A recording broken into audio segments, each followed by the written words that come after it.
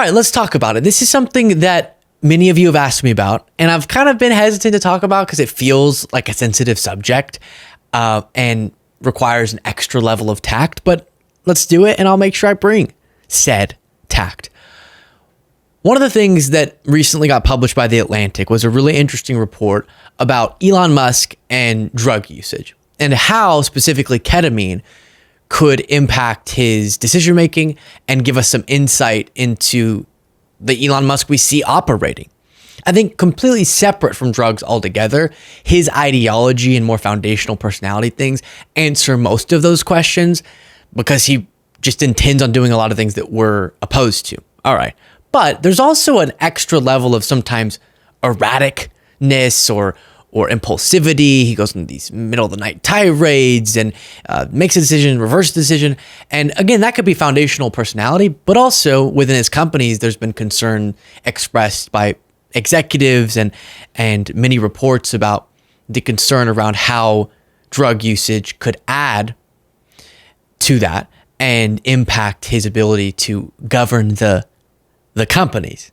Now he has this position of power in the government, and it makes it even more relevant to us to understand what is impacting his thinking. So we'll get into that report, really interesting, on ketamine specifically. But one of the things that exacerbates this as a conversation or a concern is videos like this one, where, and I'll describe for our podcast listeners, he's just moving his head very bizarrely at the inauguration, and his eyes are, if you can see, I know it's a little bit in the distance, but are jolting unnaturally back and forth and back and forth. And so it led to a lot of people describing him as looking high. And then you had reports like this from the Wall Street Journal. Elon Musk has used illegal drugs, worrying leaders at Tesla and SpaceX. Some executives and board members fear the billionaire's use of drugs, including LSD, cocaine, ecstasy, mushrooms, and ketamine, could harm his company. So you had that for some time. But then you have this Atlantic piece. And I think to understand what's explored there, we need to watch this from his interview with Don Lemon, where Don Lemon asks him about ketamine specifically. And he says he's prescribed ketamine. So as a caveat, you all know this about me. This is not about worsening any stigmas around mental health, if he's saying this is a mental health treatment as guided by a doctor, or making light of this issue at all. On the ketamine thing specifically, I am confused because from my understanding, as it pertains to depression, when doctors are prescribing it, it's to be done in a clinical setting, but maybe I'm wrong about that. Regardless, it's not about stigma or making light of what could be something serious, but if he's said that he takes ketamine, you can then learn about ketamine and if it's abused and see some through lines into the behavior that we see, again, which we'll get into. But you've admitted that you have a ketamine prescription. Yeah. What's that for? Well, I mean, it's pretty private to ask somebody about a medical prescription, you know. But I think it's something I'd say, like, there are times when I have sort of I don't know, like a negative chemical state in my brain, like depression, I guess, you know, is or like depression that's not linked to any negative news, and then ketamine is helpful for getting one out of a negative frame of mind. Well, listen, so I in fact, I generally, obviously I'm not a doctor, but I would say if someone has depression issues, they should consider talking to their doctor about ketamine instead of SSRIs. Listen, I think that ketamine and drug therapy is increasingly becoming more in the mainstream. Yeah. Do you think you're doing it under a doctor's care, right? Yeah. Literally a prescription from a real doctor, not like, you know. Yeah, but do you feel like you ever abuse it? I don't think so. If you use too much ketamine, you can't. I don't think so. Do you feel like you ever abuse it? I don't think so. If you use too much ketamine, you can't really get work done. So I have a lot of work. So I'm typically putting in 16-hour days. That's normal for me, and it's rare for me to even take off a weekend day. So I don't really have a situation where I can be not mentally acute for an extended period of time. Like I can't really get wasted because I can't get my work done. So how often do you take it?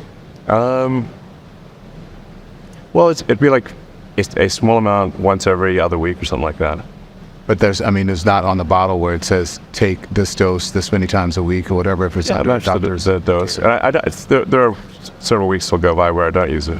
you don't use it. Yeah, I think like I said, I think Again, so that didn't align exactly with what I thought I understood about this in a prescription context. But here's the piece. What ketamine does to the human brain, excessive, use of the drug can make anyone feel like they rule the world. Last month, during Elon Musk's appearance at the Conservative Political Action Conference, as he hoisted a chainsaw in the air, stumbled over some of his words, and questioned whether there was really gold stored in Fort Knox, people on his social media platform X started posting about ketamine. Musk has said he uses ketamine regularly, so for the past couple of years, public speculation has persisted about how much he takes, whether he's currently high, or how it might affect his behavior. Last year, Musk told CNN's Don Lemon that he has a ketamine prescription and he uses the drug roughly every other week to help with depression symptoms. When Lemon asked if Musk ever abused ketamine, Musk replied, "I don't think so. If you use too much ketamine, you can't really get work done," then said that investors in the company should want him to keep up his drug regimen. Not everyone's convinced. The Wall Street Journal has reported that Musk also takes the drug recreationally, and in 2023, Ronan Farrow reported it in the New Yorker that Musk's associates worried that ketamine, alongside his isolation and his increasingly embattled relationship with the press, might contribute to his tendency to make chaotic and impulsive statements and decisions, which definitely he makes those. Ketamine is called a dissociative drug because during a high, which lasts about an hour, people might feel detached from their body, their emotions, or the passage of time. Frequent, heavy recreational use, say several times a week, has been linked to cognitive effects that last beyond the high, including impaired memory, delusional thinking, superstitious beliefs, and a sense of specialness and importance. You can see why people might wonder about ketamine use from a man who's trying to usher in multi-planetary human life, who has barged into global politics and is attempting to re-engineer the U.S. government.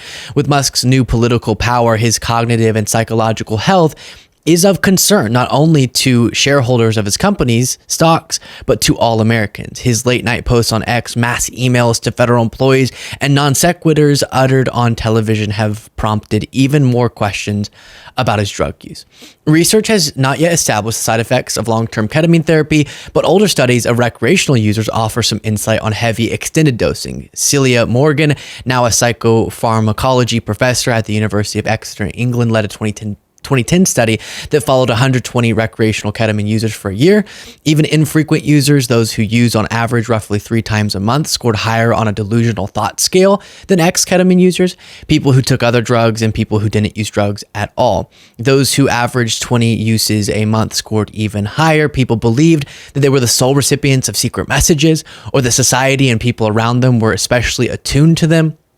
The psychological profile of a frequent ketamine user, Morgan and her team concluded, was someone who had profound impairments in short and long-term memory and was distinctly dissociated in their day-to-day existence. Morgan's study was not designed to determine whether people who are more likely to be delusional are also more likely to recreationally use ketamine, but Morgan told me that stopping the drug in most cases will dramatically reduce these side effects. Such theoretical impairments would be concerning in any context, but especially when contemplating a person who has achieved enough power to be unironically described as co-president of the United States. To be sure, ketamine may have nothing to do with his actions. He may be simply acting in accordance with his far-right political ideology.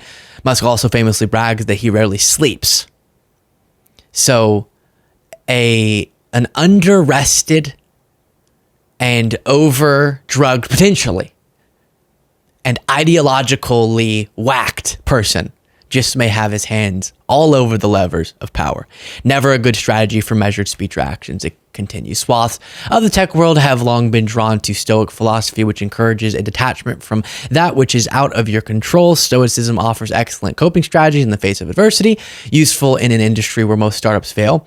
But taken to its extremes, it can be a pathway to disengagement from the world and people around you. Ketamine similarly can afford its users space between themselves and overwhelming despair, which might help to explain how it can treat depression. But there are consequences for leaning into that escape for too long.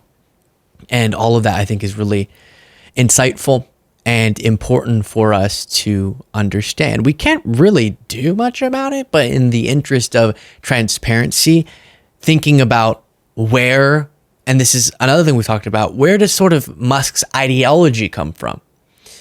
Then who is he as a person, his character, and what does his history and business teach us about him as someone who now has so much power? And then, yes, given that you have now widely reported some illegal, some legal, prescribed, but maybe is he risking abusing a prescribed medication, drug use, and how that could impact these decisions that sometimes seem so out of left field or out of right field, more correctly put. And I appreciate The Atlantic exploring that. Again, I think it's fascinating and it might give us some insight, but at the same time, this is not something Trump's going to care about. Investors, SpaceX, Tesla, execs, maybe they were concerned and they might have power to impact Elon Musk's role, but now it's really just Trump who gets to say. And regardless of how erratic or how in some cases detached from reality Musk has been for whatever reason, Trump likes that. That's one of the reasons he likes him. And I want to say again, it could have nothing to do with this, but I think it's a fair aspect of his history to explore. Share your thoughts in the comments.